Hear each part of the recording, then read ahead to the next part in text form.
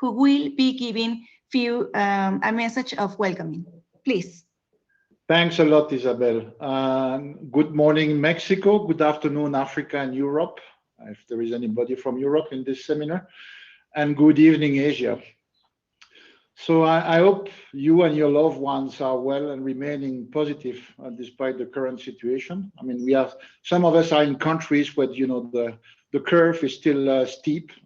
Thinking of India, Nepal, Bangladesh, Mexico. So it's a strange and challenging times for all of us, but also an opportunity to organize those type of seminars, which are usually well attended. We just went over 101 participants now.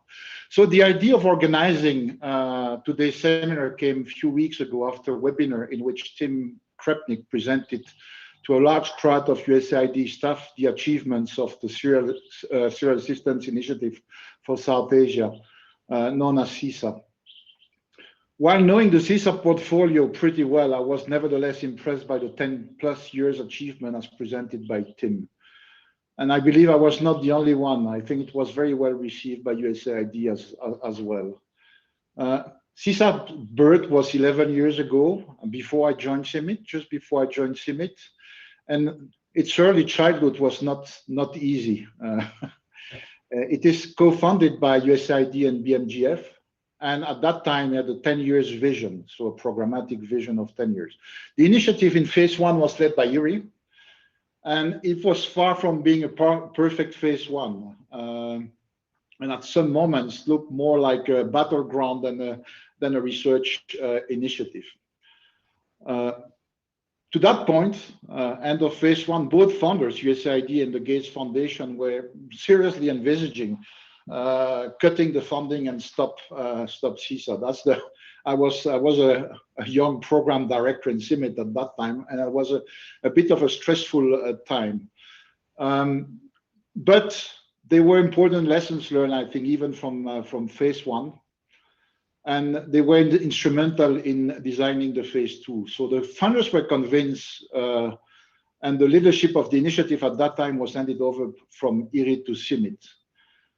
There were key people at that time to put back CISA on track, and I want to recognize Andy MacDonald, who left us last year, R.K. Malik as well, Tim Krupnik, Etienne Duveillet, and a few additional scientists and support staff in the region. It's very difficult to recognize everybody, so if I miss anybody, don't be upset.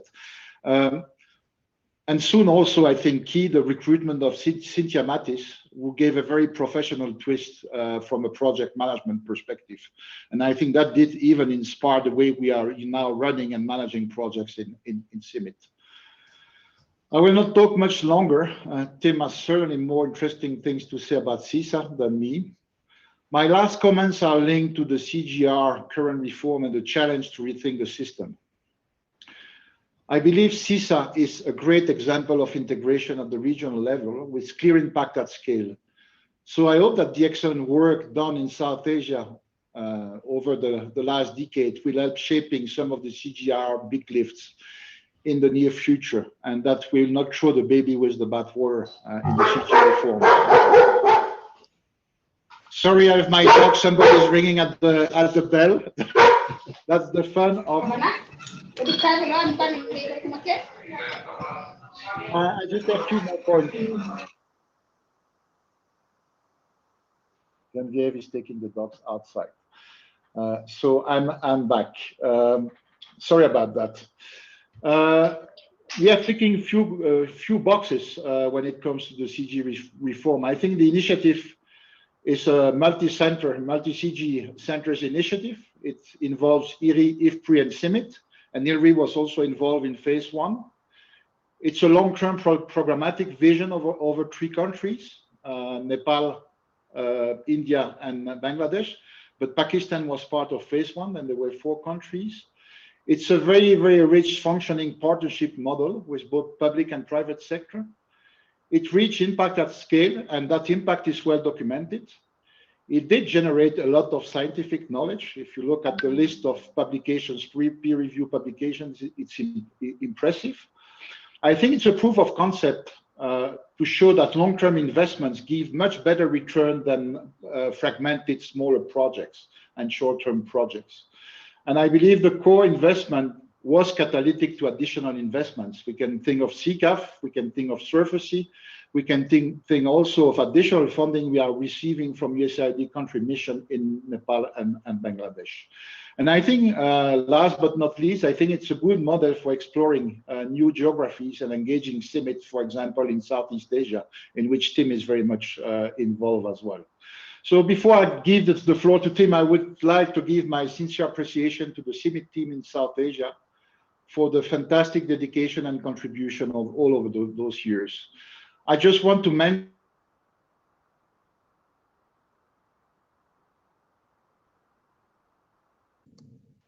Muted, Bruno.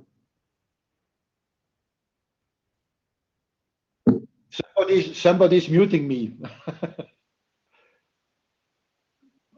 So I just want to recognize the strategic leadership team and all the team of CIMMYT in South Asia. So the strategic team is Emel Jad, Peter Crawford, and Tim Krupnik. And so I would like to thank you all in South Asia, and I'll give the floor to Tim right now. I've not been muted again. Huh?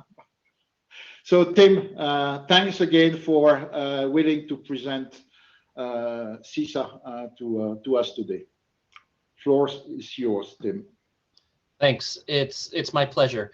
So we're going to go through a pretty quick presentation and cover a lot of ground. And I'm going to take you on a quick tour of the 3 countries that we work in, and hopefully we'll have some time for question and answer afterwards.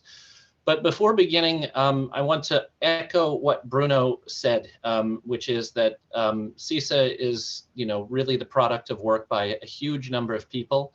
And we attempted in this first slide to encompass just a few of the names of people that are involved with CISA in one way, shape, or form, not only in CIMMYT, but also in IFPRI and IRI, which are our core CGIAR partners. I want to recognize Peter Crawford, who leads the CISA efforts in India. I want to also, as Bruno mentioned, recognize Andy McDonald, that led a lot of the efforts prior to Peter and I taking the lead. And also really highlight Cynthia Carmona as our current program manager in the area, and a number of other names that are listed here, and really many other names that I'm sure that I have forgotten. There's too many to list, but the point is that this is a big team effort. Moving along, what I will go through in the presentation is some background of CISA and tell you how it got started. I'll give you examples from the 3 countries that we work in. We'll talk a little bit about some of the work that CISA is now doing in the context of COVID-19 response, and then concluding remarks on what works and what does not work. Many of you may have seen a similar presentation that I gave to USAID recently, but I've tried to build on that a little bit tonight. So CISA basically was developed in response to the map that you see on the page in front of you. South Asia has an extremely high density of very poor people. And you see that if you look, that there's a strong concentration of very, very poor people and a density of poor people in Bangladesh, Eastern India, and good chunks of Nepal as well. And CISA also emerged out of a legacy project that CIMMYT and IRI had been involved in that was multi-donor funded, called the Rice Wheat Consortium, which lasted for many years, but ended around 2006 or so. And a few people who are on this call and listening were actually involved in the Rice Wheat Consortium. And it was that model that was about looking at cropping systems and technologies to address cropping systems that really encouraged a movement towards CISA, which was then supported by USAID Washington and the Bill and Melinda Gates Foundation. CISA tries to demonstrate how science-based analytics, targeting of appropriate technologies and crop management practices, innovation systems, market systems development, and policy can work together to move research into impact. And that's really core to what we try to do. This graph is a very simple cartoon, but if you imagine it as an XY graph, you see here on the left-hand side, fundamental technology research and development, or basic engineering and research, and so on. And you see how that can move along. But if you want to move research into adoption and impact and see farmers and also firms, the private sector, adopt technologies and things that we develop in the CGIAR and in CIMMYT, you really have to move through a valley of death where you see a decline of public sector funding and the uptake of private sector funding, and the commercialization and availability of different technologies and extension of practices. So really what CISA has tried to do is move between this point here, where the research stops, and push the research through into a system whereby we actually see uptake and real world impact. And so I'll talk about some of those examples now. CISA works again in 3 countries, Bangladesh, India, and Nepal. We work in a large number of different farming systems, including hill and plateau environments that are in India and in Nepal. We also focus on locations that are coastal, more characterized by Bangladesh, and parts of India as well, with very different production constraints. And we also focus on the broad eastern Indo-Gangetic plains, where you have rice and wheat, or rice and alternative crops like maize or pulses, often rotated. And this is the core area where the Rice Wheat Consortium used to work, and that CISA has continued to develop those efforts. CISA is a large regional program, and it's a bit complicated. Sometimes I get a headache myself when I think about it. Again, we're working in Bangladesh, which is funded by USAID, but had Bill and Melinda Gates Foundation support till 2018. Same with Nepal. And in India, it's funded by Bill and Melinda Gates Foundation. But we don't work in isolation. The science teams that we have across CIMMYT, IFPRI, and IRRI work across all of these countries together.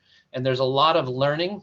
There's a lot of adaptation that comes from that. And we use similar approaches and similar methods. What's important is to note that we have longer term staff. So the people that we have committed to the project tend to be part of the project for a longer period. And we're all embedded in the countries in which we work, and we develop social capital and relationships with our partners, which is really, if you ask me, I think core to how we can be successful, is really developing and nurturing those relationships so we can move science into use and impact, because people develop trust in CISA and the CGIAR and the work that we do. So Bruno mentioned that there were 3 phases of CISA, and these is what the 3 phases look like if you map them in India, Bangladesh, and Nepal. The first phase was very upstream research and included breeding components. The second phase was much more on adaptive research, a little bit less on breeding, more on agronomy. And the third phase was really about technology scaling and moving technologies into impact. And that is where we are working now. But again, as Bruno mentioned, these core investments actually resulted in a large number of additional complementary investments, 14 in total, by USAID missions, additional co-funding from CCAFs and different CRPs, and so on and so forth. And all of that came to either CIMMYT or IRRI and our partners as part of the CGIAR. So this serves as a large ecosystem, but good example of how the CGIAR centers can work together. And I'm pleased to say that CISA is now being looked at as an example for the One CGIAR movement as we go forward, of how we can cooperate, and an example of relatively good governance at this point in time, though again, it was not always easy in the beginning. So I'll take you through some of the work that we do, first talking about Bangladesh. In Bangladesh, a large part of the work that we do is around scale appropriate farm machinery. Our work focuses on responding to the increasing labor rate that we have, labor wage rate that we have in country, and that farmers often indicate that they have a inability to hire labor when and where it is needed at affordable prices. When I first arrived in Bangladesh, I was very surprised to learn that there was in fact labor scarcity in one of the most densely populated countries in the world. But in fact, there is, because people are leaving agriculture or migrating to cities or abroad for alternative jobs that offer more than working as agricultural laborers is becoming increasingly important for rural households. And this is actually something that we see in all of the countries where we work. So we responded through research initiatives on different types of machinery. For example, here you see a power tiller operated seeder. It does more than just till, it also allows you to seed different crops. And a lot of the work that we do, and this is now replicated in a lot of CIMMYT's projects in sub-Saharan Africa, and also learning from experiences in Mexico and Mas Agro, we work around the concept of machinery service provision, whereby the owners of the machinery can offer machinery services that are enhanced and resource conserving in one way, shape, or form. They offer those services to farmers on an affordable fee-for-service basis. And what we want ultimately is a situation, as you see in the graph on the right-hand side, where you see service providers operating machines take less time to prepare fields or work in fields than conventional tillage or other machinery counterparts. We want situations where service providers are profiting more than the alternative machinery platforms that are already available. And we want to see the cost of production driven down for farmers by making use of alternative technologies like this, which ultimately drives profit. We look for identifying win-win situations that are based on these sorts of research data. We take this information to the private sector and we try to encourage them to invest in importing, selling, manufacturing, and distributing machinery through an ecosystem that gets it into the use by farmers. There's also a lot of additional benefits from this work, and I want to recognize my colleague Syed or Rahman, who's on the call. We've done a number of surveys looking at the hidden effects of machinery adoption on farm households. And here you see the effects of what happens when farm households adopt reapers for harvesting rice or wheat, as you see here. We actually see that, surprisingly, although women in Bangladesh don't work a lot directly in the field because of cultural prohibitions on women being out in public very much, that normally when you have manual harvesting by hand, women are working like crazy, a lot of work, because they remain in the household preparing food to give to hired agricultural laborers. And it's a lot of effort and a lot of work, and it conflicts with the other activities that they have. We looked at the effects of what happens when households adopt reaper services, and what you see here, for example, is that before and after, for a variety of different activities like childcare, ability to spend time on livestock and poultry, ability to spend time on leisure, income generation, or just sleeping and relaxing, we see large increases in time availability to women, although they are not always working directly in farmers' fields.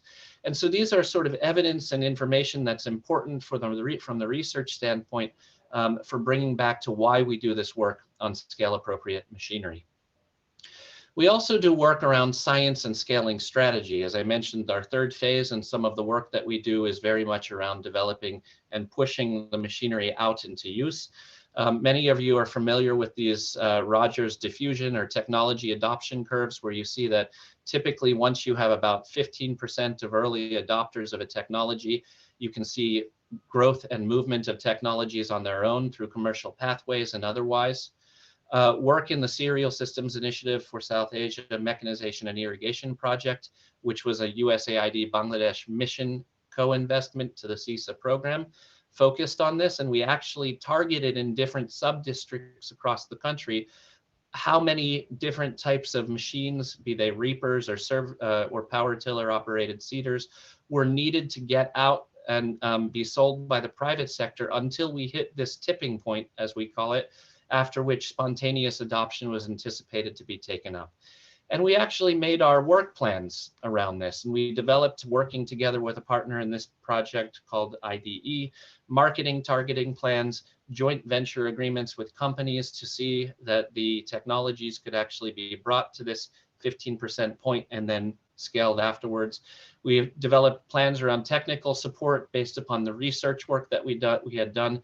We used research evidence for demand creation. We allowed the private sector to do some advertising with some of the data that we developed around the benefits of machinery, and so on and so forth.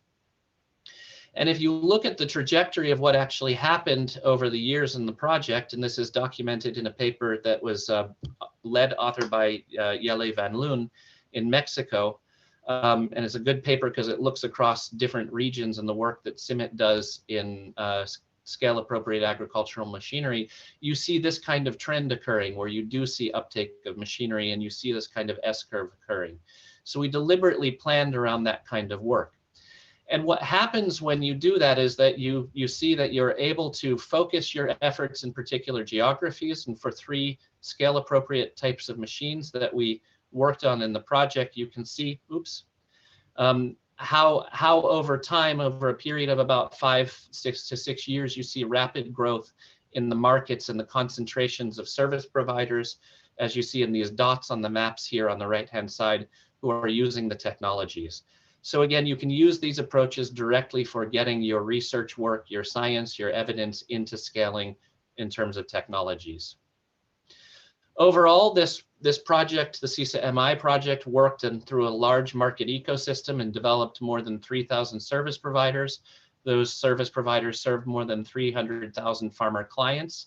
A large number of mechanics were formed, but most importantly, the project also leveraged $6.7 million of direct private sector investment in developing this kind of machinery ecosystem and seeing it go to scale in Bangladesh. And again, the research evidence that was developed on the machinery and brought to the private sector as a case for investment early on was absolutely crucial. So we can document that both in papers and peer review, but also becomes very, very useful for seeing research move into impact if the data are used for encouraging the private sector to move in the right way. Just as a quick mention, the CISA-MI project has now matured into a second phase, which is the CISA mechanization and extension activity that focuses on domestic manufacture of scale-appropriate farm machinery. The project is really just getting its feet under it and getting started, but you'll hear and learn more about it as the years go forward. Some of what we've also done in Bangladesh in CISA is focus on work around fall armyworm response. Many of you are familiar with this invasive pest of maize. You see it's basically grown to a large part of the globe and become a very big problem in smallholder farming systems. In Bangladesh, it reached us in November of 2018, and because CISA was in place, we could react to it with research and developing data systems to help inform policy and actions around response to fall armyworm. And we did that by responding very quickly to try to develop solutions that could be used by farmers for control of fall armyworm. One piece of the work that we did, for example, was working to convene a fall armyworm task force in country and developing partnerships with the private sector, largely with a company called AgBiotech and with a local company called Isfahani, and using our convening power to work to get a product called Folagen, which is a virus, a biological virus that targets only fall armyworm and can be sprayed like a pesticide, but is a natural biological viral agent. And this can be used as a pesticide to control and reduce fall armyworm. We're also working on options around biocontrol commercialization so farmers can have access to biocontrol agents through commercial pathways. What I want to draw your attention to, though, here is that our convening power and our established ability on the ground and the scientists that we have involved with the project enabled us to move this alternative product into commercial availability very quickly.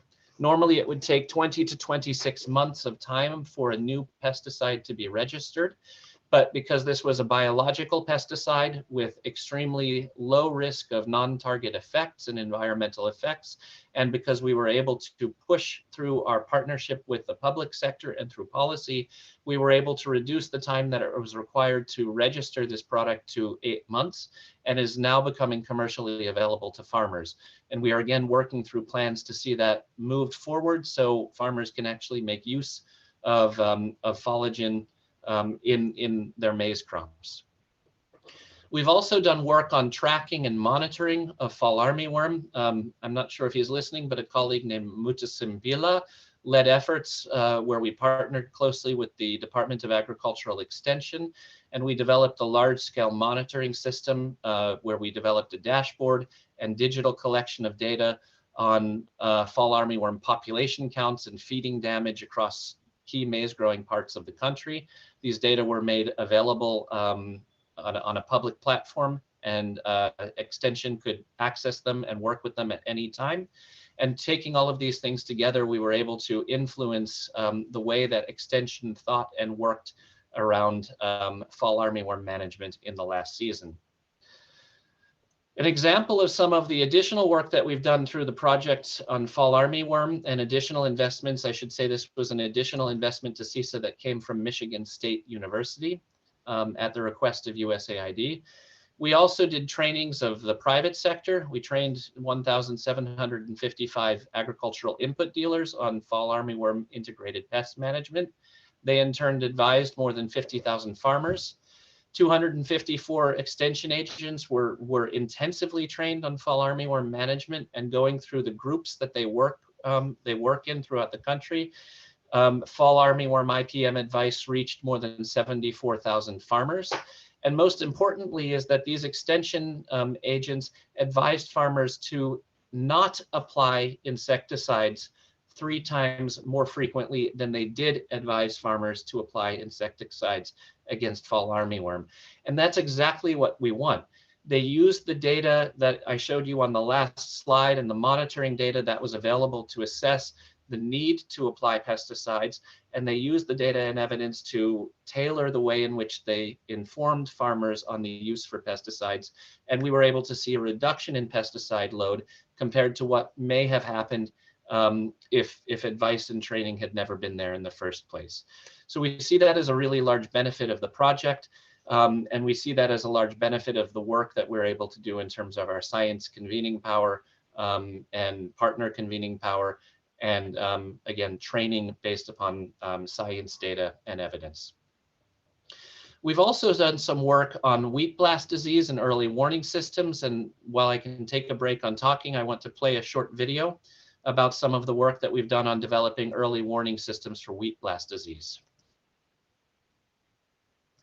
The short video here, threatening agricultural productivity and food security in the Americas and South Asia.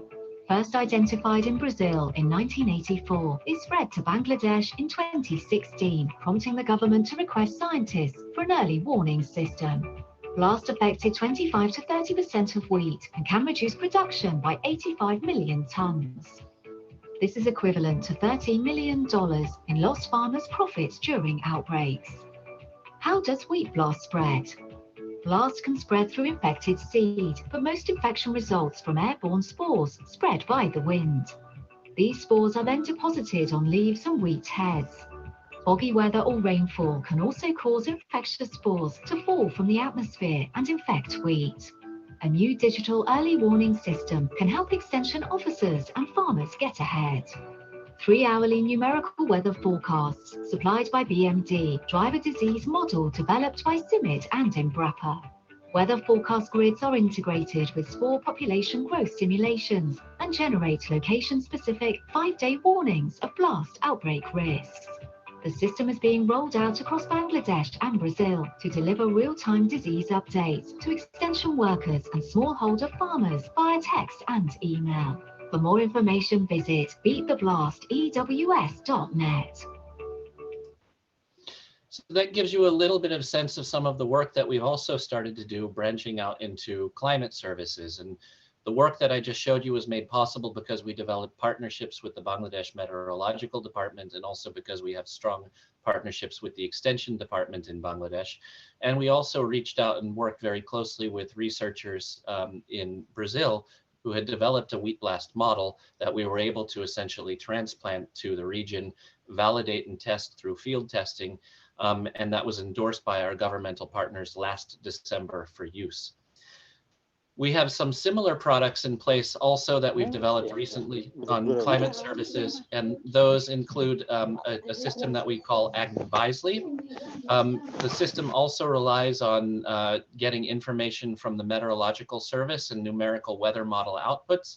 But what it does is it provides automated advice for rice, wheat, maize, potatoes, lentils, and mung bean.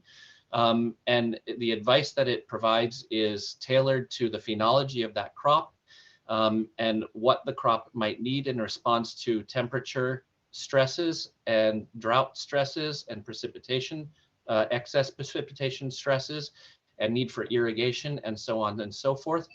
And this system has been developed and actually provides customized advisories for all of Bangladesh's 491 sub-districts throughout the country on an automated real-time basis. Moving forward, we'll take you now to Nepal and talk about a little bit of the work that's been done there. Narayan is on the call, I'm pleased to say. So a lot of this work was done by Narayan and our team in Nepal, Gokul and our field teams there as well, Salin and Lokindra and others. But we worked recently in Nepal in the far southwest of Nepal, where there was typically a wheat fallow rice rotation. And over time, we worked to develop wheat mung bean rice rotations with research evidence. We took that evidence forward to working in partnership with government, and we were able to encourage actions by which there was varietal registration of better varieties for mung bean and co-investment by government to encourage farmers to grow mung bean between wheat and rice, occupying that fallow period. And over time, that grew into more than 8,000 farmers growing mung bean on 3,000 hectares, which is still a small area, but it's the start of something that we see as happening much bigger. And through the work that largely Narayan and the team put together, this work expanded through value chains, whereby purchasers of mung bean were connected to the markets that were created by farmers growing more mung bean. And we now have company partners like Poshan Foods. And if you see here, this is the Poshan Foods baby food boxes, where they're using mung bean produced by farmers in these new areas as an ingredient for baby food, as a high protein ingredient. And they also developed these boxes in which we have advised on nutrition messaging for new mothers in Nepal. So this is an exciting part of our work, and we expect this will continue to grow over the coming years. There's also been really wonderful work in Nepal, largely through harnessing linkages to the Nepal Seed and Fertilizer Project, which is also funded by USAID, around seed expansion. We've seen more than 23,000 farmers adopting stress-tolerant seed varieties through private sector-led interventions, through 5 key companies that were encouraged to work with CISA, largely through technical advising and support. A large increase of wheat seed production, quality seed production was achieved during that work, as well as registration of Borlaug 100, which is both blast resistant and also high in zinc, and actions to encourage maintenance breeding. Beyond that, there's some really exciting new work that's occurring in Nepal and also in India and in Bangladesh through co-investment by the CCAS program. This is largely in Nepal being pushed forward by my colleague Gokul Paudel, who is online, but we're working to develop a circular ecosystem of data collection by doing surveys from farmers on their crop management practices and agronomic practices, verifying that with crop cut data, merging that with spatially explicit soil data, remote sensing information, and climate data, analyzing these data together, largely in a machine learning environment, and then trying to extract insights from these clouds of data that we're collecting from tens of thousands of farmers across the region on ways that we can improve yield potential, and also through work that we're doing together with TechSepCoda, methods that can be used to mitigate the greenhouse gas emissions that result from agricultural production. So if you want to see what this looks like in practice, again, these are data that were supplied by Gokul, looking at what drives wheat yield in Nepal's Tarai. This is work from thousands of farmers. You see some random forest outputs at looking at the different factors that affect productivity, but more importantly is looking at these data in partial dependency plots, which you could get the similar sorts of data by doing manipulative experiments on research stations, but instead we're actually able to look at these responses by looking at how the data respond across tens of thousands of farmers, and then apply this information in partnership with our governmental partners to help encourage a rethinking, for example, on nitrogen rate or sowing dates or irrigation number or timing and things like this. Just this morning, we had a call, for example, that was attended by Secretary of Agriculture in Nepal, looking at some of these data, and we're working now together to see these data moved into advisories that can be deployed in the coming 2 seasons, both in rice and in wheat. A lot of the work that we've done also in Nepal, I don't want to focus all the machinery work just in Bangladesh. There's been tremendous work in Nepal done on scale appropriate farm machinery, large increases in the use of two-wheel tractor based multi-crop reapers over time, mini tillers, zero tillage equipment, irrigation equipment, and so on. But what's important to draw from all of these is that also in Nepal, this work is done on a catalytic basis. CISA has provided research evidence and data. This evidence is taken to the private sector, and it's used to encourage the private sector to invest in machinery commercialization and access to farmers. We also take these data to the public sector, and we've encouraged actions whereby subsidies can be put into place that lower the purchase costs for capital intensive equipment like machinery for small scale farmers. And by putting these actions together, we've seen a blossoming of use of scale appropriate machinery in a number of the areas that we're working in Nepal. Moving very quickly over to India, CISA has had long-term engagement in India, and Peter, if he's on the line, could speak much better than I about this work. But what's really important to note is that CISA is a trusted partner at both the state and central levels in India. I apologize, it says rusted partner on the top line. That is a typo. But perhaps it can be, it's analogous to CISA's long-term presence in India, and also the work of the Rice Wheat Consortium that positioned a lot of what CISA does. CISA integrates all of its research work in India to in-state partner systems with a variety of different partners. There's strong participation and decision-making within decision-making bodies at the state and central levels in India. CISA is known as being able to broker and converge agricultural related information for livelihoods organizations and NGOs, and is very actively involved in developing advisory messages that are deployed through partnerships, and so on and so forth. Some of the examples of how CISA has been successful, again, with data and evidence like you see on the graph on the left-hand side, showing the relationship between yield decline and sowing date. For each week that wheat is sown late in India, yield can decline by more than 50 kilos per hectare. Taking this evidence to state governments, we were able to change extension policy and deploy campaigns raising farmers' awareness around early wheat sowing.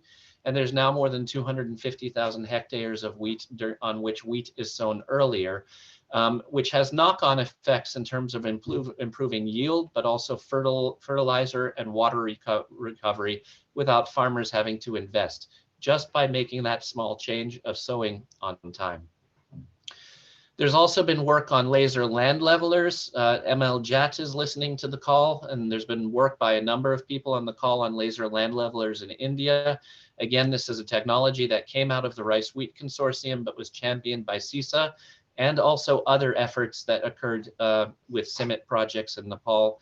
And there's now more than 40,000 laser land levelers operating on a large area, saving a huge amount of irrigation water per year, and also increasing wheat production. Zero tillage has begun to pick up quite a lot in Bihar, with more than 90,000 hectares of zero tillage wheat. This is saving quite a lot of money, increasing farmers' income by an estimated $9 million a year, and also significantly reducing carbon dioxide emissions as well. 90,000, however, is just a small proportion of the total wheat area that zero tillage can be adopted on, so we still have a lot of work to go, although we are doing well. Similar work again in India. CISA has been part of efforts to develop happy seeders, but again, this is not only the work of CISA, this is the work of projects in CCAFs, projects that CIMMYT shares with the Nature Conservancy and otherwise. But we're working to see the commercial availability of happy seeders that allow you to seed into very heavy rice residue loads, thereby reducing the need to burn fields, expanded in India, and specifically in northwestern India. Again, ML-JAT has been really pivotal in making all of this work happen. where we've now seen in just the last few years more than 11,000 happy seeders sold in India. Again, this is an example where the research evidence around the performance of the seeder was brought to bear for public policy and also with the private sector, which eventually encouraged its uptake and use at scale. CISA also works on policy. We have a strong policy unit and work very closely with IFPRI on policy work around cereal market policies, inputs, risk management, scale appropriate farm mechanization, and extension with a focus on soil fertility management and also on fall armyworm. And there's been a lot of different successes, but more importantly, to draw your attention to what you see on the right-hand side. Again, CISA is able to have these successes because we are embedded in the systems in which we work, and our scientists are able to directly contribute to policy advice and discussions in each of the 3 countries in which we work. And that dialogue allows us to be a respected and trusted partner and to make policy recommendations. Also importantly, because we're a regional program, a lot of our partners in different countries appreciate, I believe, the evidence and learning that we can bring, for example, to Nepal from Bangladesh or from India, or to India from other countries. And we act as a catalyst in sharing that information and sharing evidence that does have policy impact. Some examples of that work, for example, in Bangladesh, our work has provided evidence to inform crop insurance programs, particularly around merging the use of stress-tolerant rice varieties with crop insurance programs. Both BRAC and the Asian Development Bank have piloted crop insurance projects or programs that were informed by research that had been done by CISA. Or if you move to India, the work that CISA has done on soil health card systems and fertility management has led 2 other national governments to avoid making investments in expensive and arguably ineffective wet soil testing programs and fertilizer extension strategies. So we've also learned from things that have not worked and been able to communicate those to partners and inform policy in that way. So all of what I've talked about is very much sort of what you would see shown to a donor. It's a lot of the positive work that's gone on, but what's important also is that this work has been documented quite strongly scientifically. So it's not just all of what I'm showing you from monitoring and evaluation data, but a lot of it emerges from research evidence. Throughout CISA's work, we've lost track a little bit because there's been so many publications, but if we're correct across the 10 years, we think we've seen about 129 peer-reviewed publications, 153 extension publications have been developed, 47 books, technical manuals and training modules, and 17 policy briefs and white papers across the 3 countries. And you can visit CISA's website for access to many of these resources. I want to talk also briefly about COVID-19 because it's, of course, the key concern for many of us these days.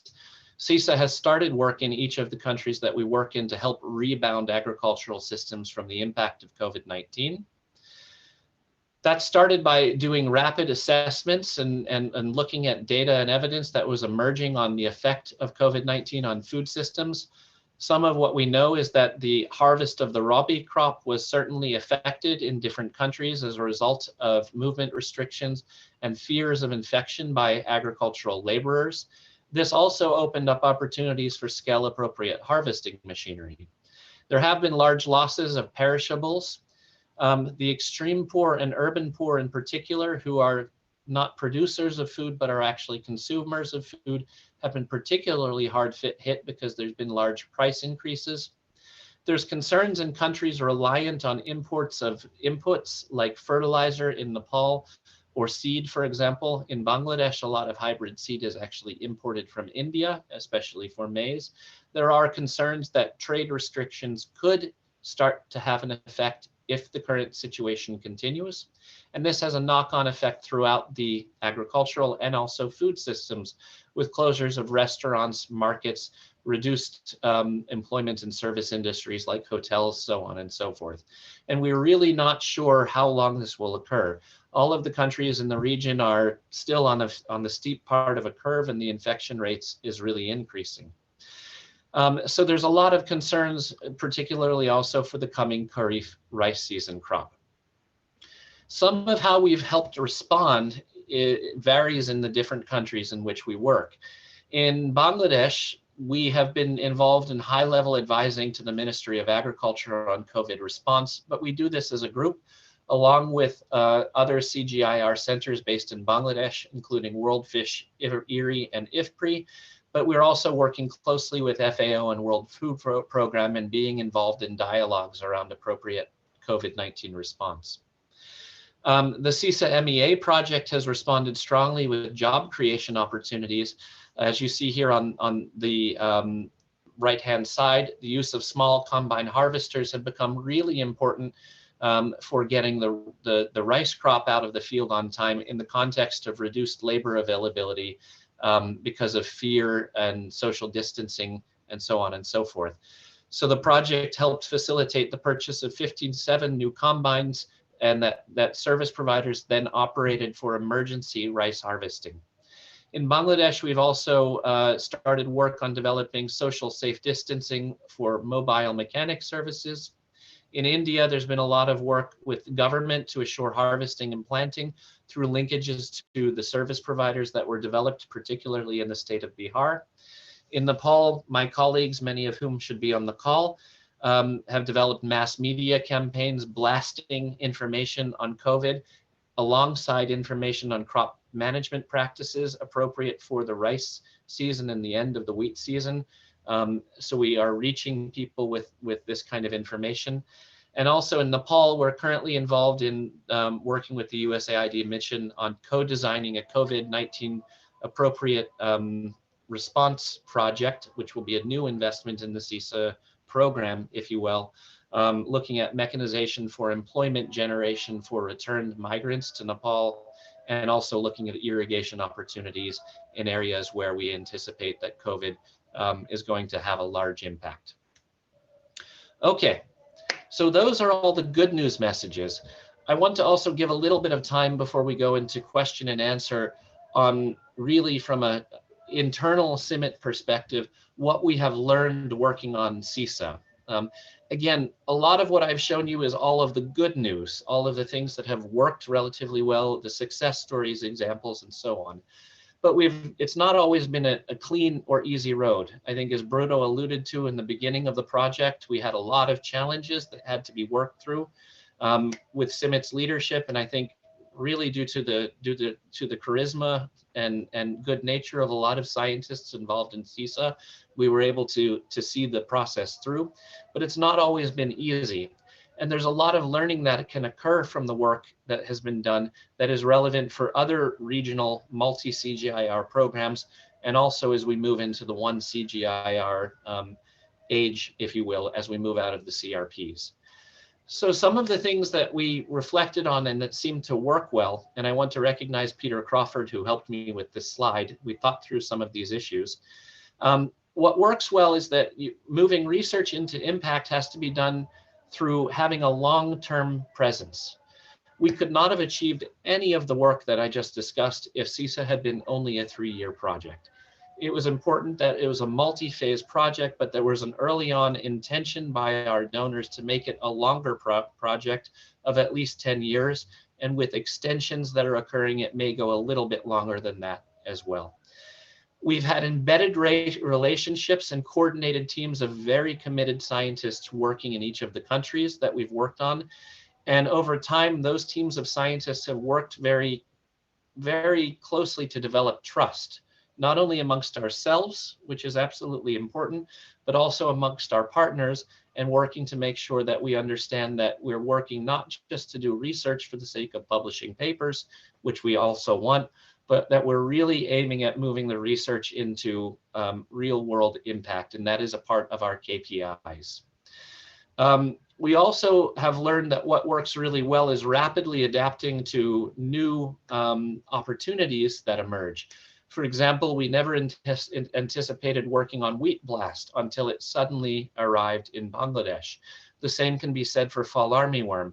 Those problems were things that we were actually able to make into opportunities for the project, and I think have demonstrated that we can add additional benefits to the work that we are doing. And thankfully, we've had flexible donors who allow us to do that. Much of our work is demand driven and relatively technology and also crop species agnostic. We respond to the demands of our partners. We respond to the demands of the private sector. While we are CIMMYT leading the project, and we also work on rice with our colleagues in Erie, we are completely agnostic with respect to the species that we work on. We also work quite broadly on pulses, as you heard in this presentation. And there's also additional work that on occasion occurs around horticultural crops when and where it's appropriate. So we remain flexible. What's also worked is making sure that the research evidence that we generate can be used as market evidence, particularly for getting the private sector to invest in technology commercialization and working with the private sector to move those commercial processes through systems whereby which farmers are able to access technology. And that may also require working with the public sector to invest in programs to help draw down some of the initial capital costs, for example, on the machinery that I've talked about in this presentation. The two other points that work well that I just want to focus on very briefly, and I think it cannot be said enough, is communicate, communicate, communicate, and communicate more. Telling the story of what we are doing, particularly to our donors, but also to our partners and to others, is absolutely crucial. It's very rare that our partners or donors spend the time to read an entire peer-reviewed paper, although we've produced many of them, but making sure that we communicate that information through public forum, presentations, news pieces, through videos, through regular engagement, and through daily relationships that we have with our partners, so people actually know what we are doing, is absolutely, absolutely crucial. I can't put enough emphasis on that. Now, there's a number of things that have also not worked well, and I think this is important for reflecting on, especially as we move into 1CGIR. But research done in isolation without clear pathways into use does not work in the context of CISA. Again, we are not a project that does, or a program of projects that does blue skies research or fundamental research. Almost all of what we have to do has to align with an impact pathway or be crucial for generating information that can contribute to development outcomes. That's stipulated by our donors, but it's also well understood by the scientists involved in the project. Things that have also not worked well are overly complex or multi-layered technologies. Really, really complicated technologies just don't work well. They're difficult to scale. It's not that they are not something that is valuable, but it's difficult to see overly complex, multi-layered technologies brought to bear in the course of even a 10-year project.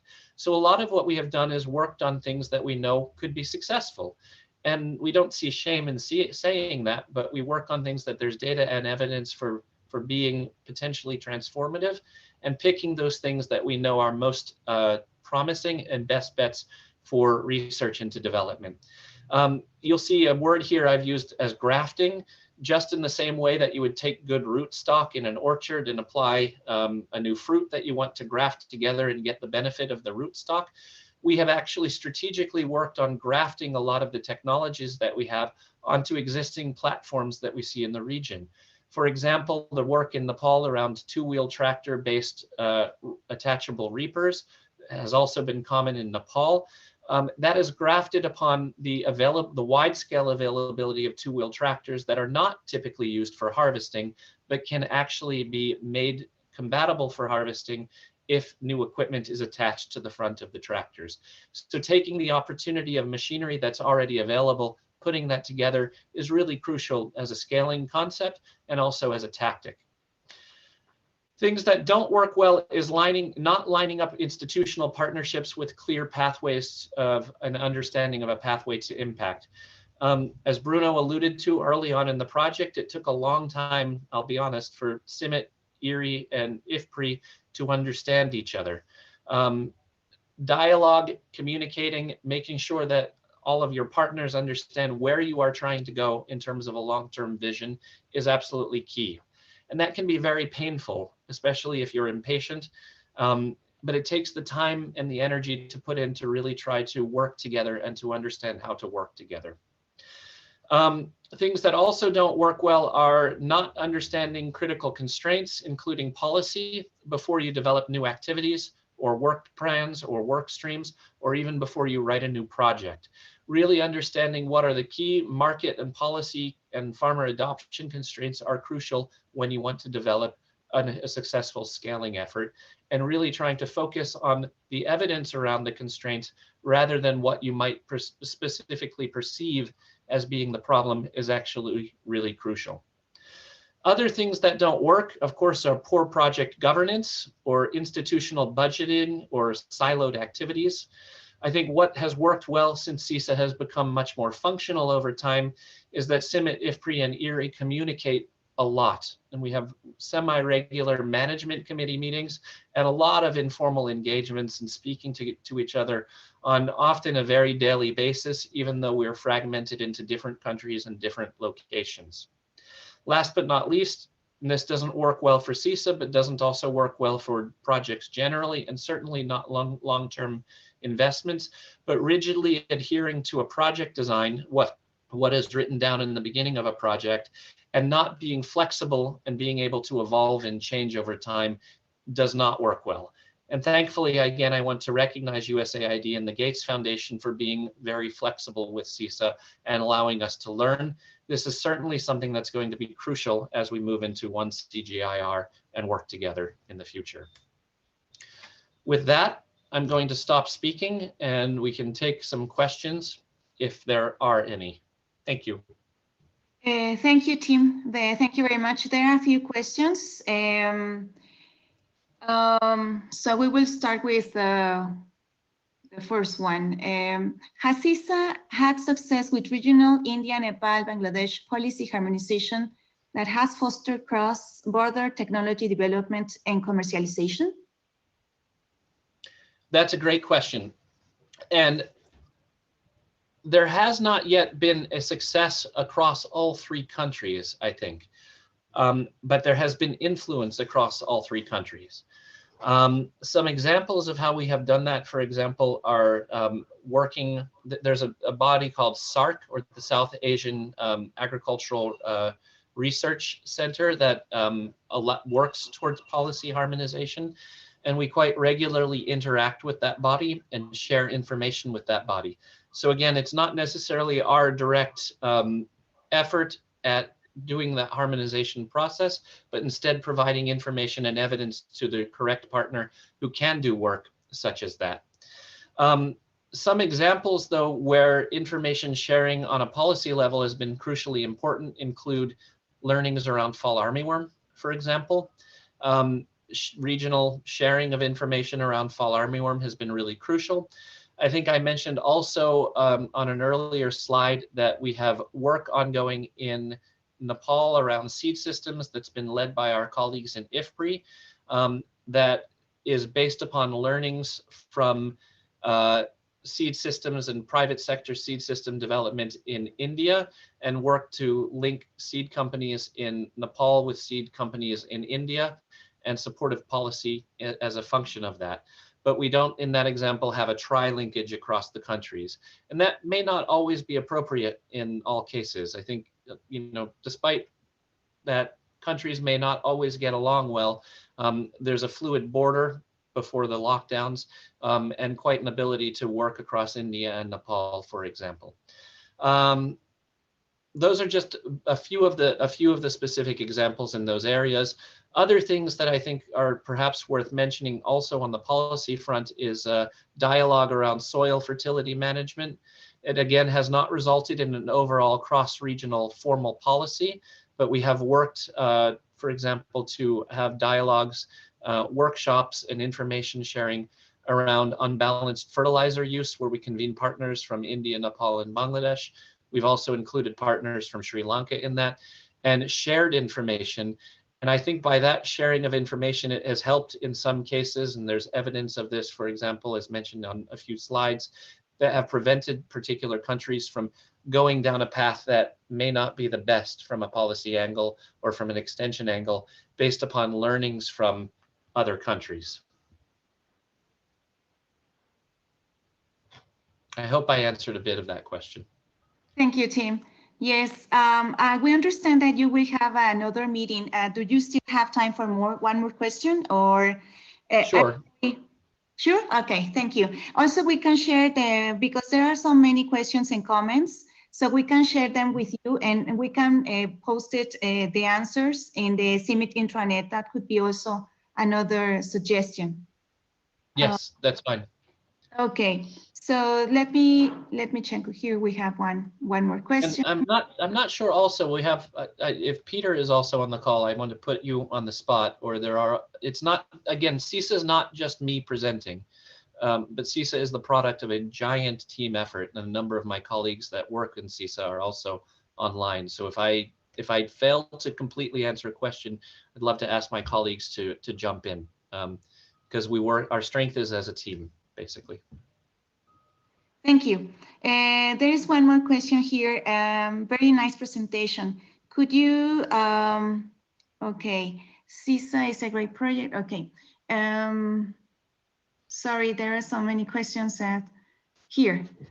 Francisco Piñeira from Mexico, she says, we have experienced a big incidence of lodging wheat in Obregón with early sowing. Do you have or have your experience, this experience in India? That's an interesting question. And I would have to rely a little bit more on my colleagues in India, again, if Peter is online, if there has been experience in India with lodging and early sowing.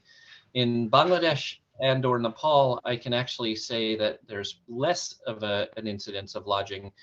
The reason for that, I mean, we encourage early sowing of wheat for several reasons. The first reason is that, of course, if you get wheat in early, you can have a longer growing duration. You have a longer period of vegetative development, thereby allowing you to achieve higher yields. The second point, of course, in the South Asian context, wheat is grown during the winter season, and the end of the winter season experiences very high temperatures, and that causes terminal heat stress for wheat, thereby reducing yield. So we encourage early sowing so farmers can escape from that period of time during which thermal stress might occur. The last thing that's important, particularly in the Bangladesh context, is that towards the end of the wheat season, we start to get very violent, if you will, or I could say very, very strong storms that occur at that time of the year. So heavy rainfall, often hail occurrence, and certainly heavy winds. And farmers that sow late very often will experience more lodging as a function of the crop season coinciding with those early storms, whereas if you sow early, you again try to escape those effects. But I'm not specifically aware of additional evidence in India per se. I don't know if I can talk Peter or any other colleagues into speaking up, but those tend to be the mechanisms by which we try to avoid yield losses by early sowing in South Asia. Tim, can I complement what you already said on this early seeding and low? Please do, ML. Thank you. I think the greatest example is this year. And this year, for example, in India, because of the continuous rains and a lot of winds, a lot of lodging has happened. And we did, collected the data from 1,000+ farmers, paired comparison of no-till wheat and also the conventional till wheat, row geometry and the random geometry, and looked at the date of seeding as well. And we see there is no relationship of lodging with the date of seeding. It's related to the management rather. So even with the early seeding, that would even 20th of October, if it was with the no-till and the row geometry, there was less of lodging, and even with the timely seeding and random geometry and conventional till, there was a lot of lodging. So it has to do a lot with the management rather than the date of seeding. Thank you, ML. Thank you very much. So, team, would you like to give a final message?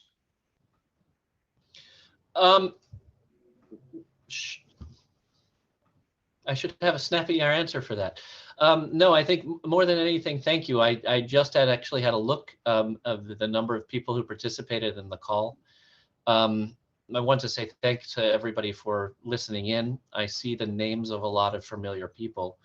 Again, because this is an internal presentation, I think what's most important is to recognize everybody in the participants list who comes from South Asia, because CISA and the successes that we've had and our ability to move through the difficult and challenging times across the different countries is actually completely credited to the team effort of many of the people listening into this presentation.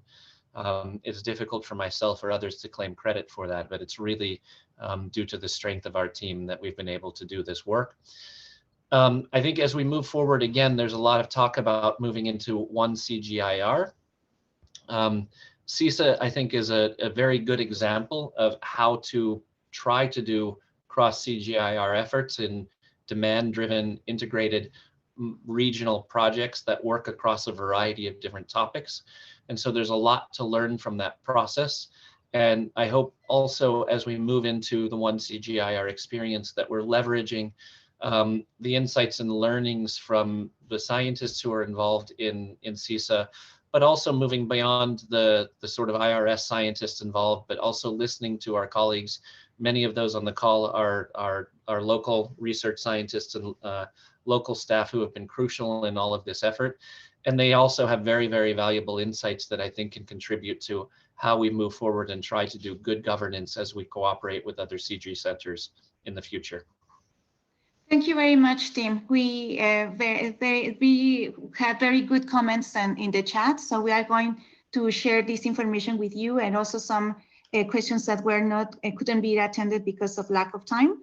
But thank you very much for your presentation, and also for the audience, the presentation will be available at the CIMMYT webcast for future visit and reference. So thank you very much for this nice presentation and very useful information. Thanks so much. And Dr. Bruno, I understand he's in a plane and may not be available for final words. Okay, so thank you so much to all the audience. Thank you. Good night and good morning. Thank you all.